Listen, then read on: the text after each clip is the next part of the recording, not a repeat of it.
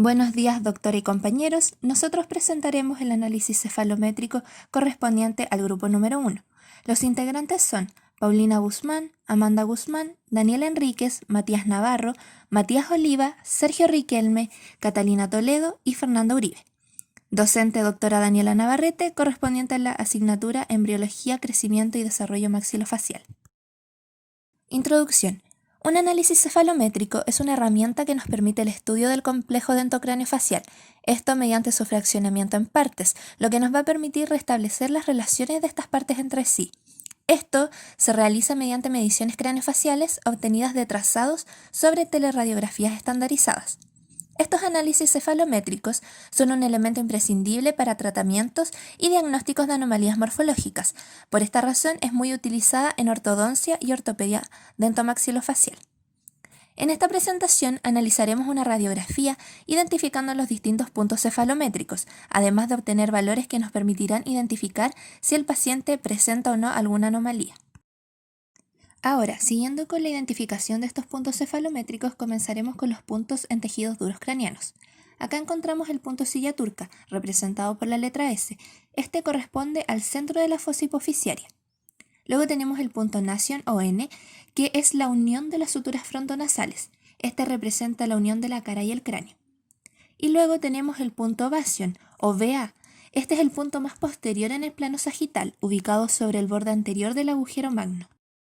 Puntos en tejidos duros maxilares. Acá encontramos el punto fisura pterigomaxilar, o PTM. Este tiene forma de una lágrima invertida. Su margen anterior representa el borde posterior de la tuberosidad de la maxila y la pared posterior representa la curva anterior del proceso pterigoides. Punto espina nasal anterior, o ENA. Este está ubicado en la proyección más anterior del piso de la cavidad nasal. Y luego el punto espina nasal posterior, o ENP. Este se ubica en la proyección más posterior del piso de la cavidad nasal. Siguiendo con los puntos en tejidos duros maxilares, encontramos el punto A de Downs. Este une la espina nasal anterior con la cresta del proceso alveolar maxilar. Se ubica en la zona de mayor concavidad de esta línea curva. Punto incisivo superior. Este se representa con un número 1 y una línea inferior a este. Está ubicado en la intersección del eje axial del incisivo central con el borde incisal. Acá en la radiografía se ven representados varios de estos puntos en tejidos duros maxilares. Encontramos el punto fisura pterigomaxilar, el punto espina nasal anterior, punto espina nasal posterior, el punto A de Down y el punto incisivo superior. Puntos en tejidos duros mandibulares. Acá encontramos el punto Pogonion. Este es el punto más prominente del mentón óseo. Punto Gonion. Este está ubicado en el vértice formado por la unión de la rama y cuerpo de la mandíbula en su aspecto postero inferior. Punto mentón. Este es el punto más inferior de la sínfisis mandibular. Y punto B de Downs, que está ubicado en la zona de mayor concavidad de una línea trazada desde el Pogonion a la cresta del proceso alveolar. Punto Nation, ubicado en el vértice del ángulo formado por la tangente a los puntos que más sobresalen del borde inferior de la mandíbula y la línea Nation-Pogonion. Punto D de Steiner, corresponde al centro de la sínfisis mentoniana. Punto incisivo inferior, ubicado en la intersección del eje axial del incisivo central con el borde incisal. Puntos en tejidos blandos. Punto pronasal, es el punto más prominente o anterior de la nariz. Punto subnasal, punto en el cual el septo nasal se fusiona con el labio cutáneo superior en el plano sagital medio. Punto Pogonion en tejido blando, punto más prominente o anterior del mentón en plano sagital medio. Líneas cefalométricas. 1. Silla Nation, representa la base anterior del cráneo.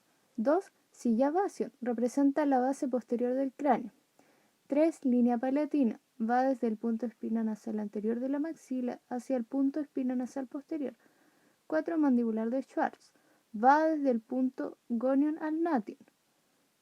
5. Mandibular de Down, tangente entre los puntos prominentes del borde inferior de la mandíbula. 6. Nation A de Down, pasa por los puntos N y A. 7. Nation B de Down, pasa por los puntos N y B.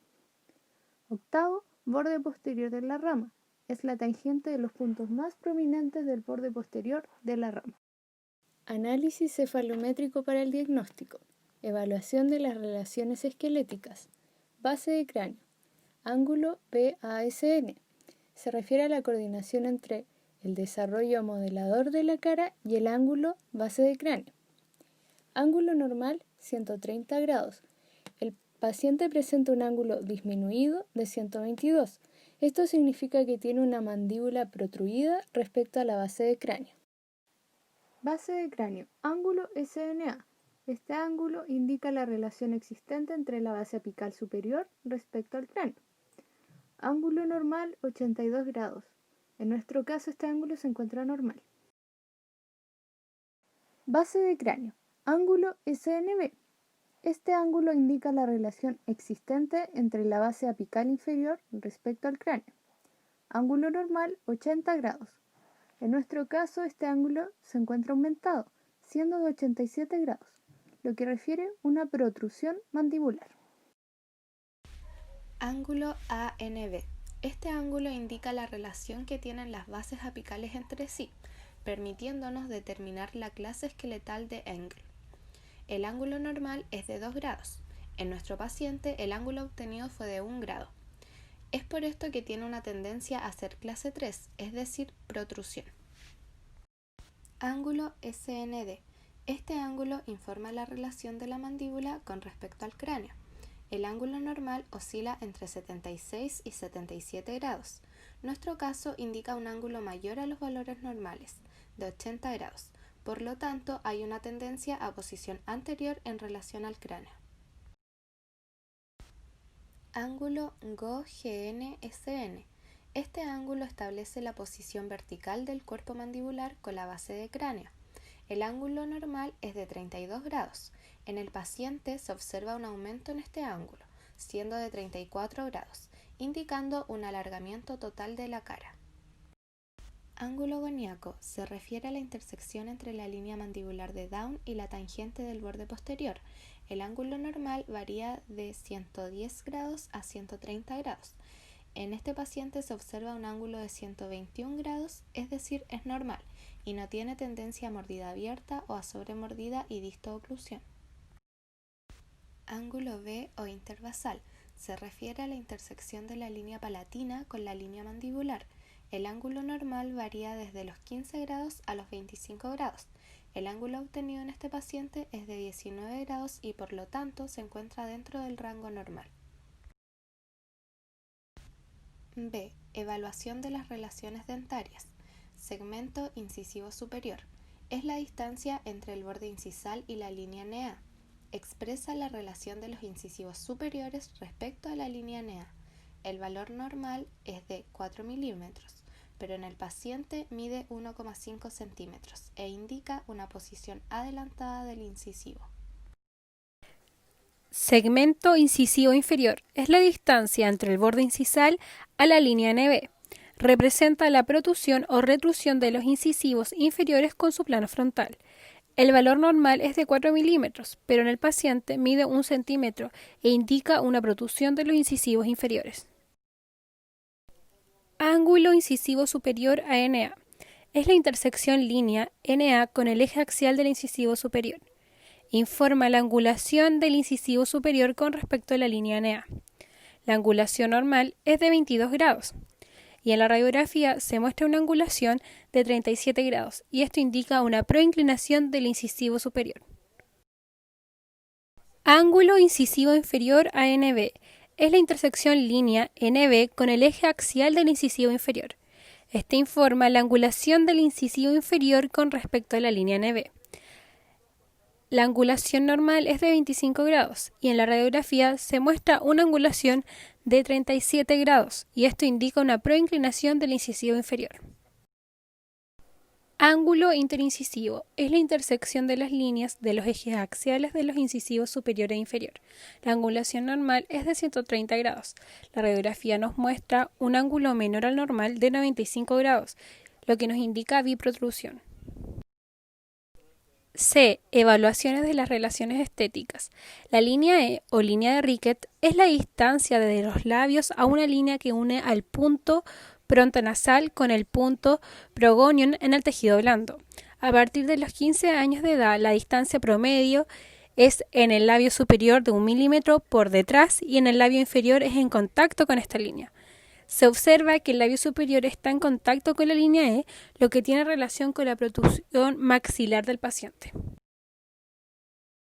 La cefalometría es un elemento esencial para lograr un análisis eficaz que nos permitirá poder realizar un correcto diagnóstico y a su vez un tratamiento adecuado. Lo anteriormente mencionado se debe a que esta herramienta de trabajo nos permite generar relaciones anatómicas muy certeras, lo cual para el odontólogo es esencial para no cometer errores ya sea diagnóstico o tratamientos. De acuerdo a nuestra radiografía, tendremos en nuestros pacientes las siguientes relaciones esqueléticas. Este presenta una protrusión maxilar y mandibular. También, de acuerdo a la clasificación de Angle, presenta una clase tipo 3. Posee alargamiento total de la cara y por último existe una tendencia a posición anterior en relación al cráneo. Para finalizar, en nuestra radiografía encontramos las siguientes relaciones dentarias.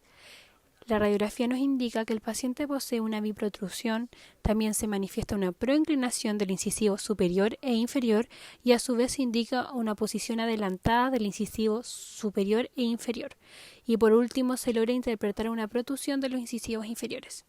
De acuerdo a todo lo indicado en esta radiografía, se recomienda como tratamiento para la biprotrusión dentaria la extracción de los primeros premolares con el fin de enderezar los dientes anteriores sobre su hueso basal de soporte, dejando un perfil facial recto e incluso cóncavo.